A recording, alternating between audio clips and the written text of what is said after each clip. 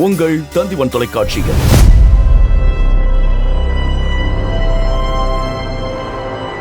நம்ம ஒரு புது உலகத்துக்கு பயணம் பண்ண ஆரம்பிக்க போறோம். Super hit cinema.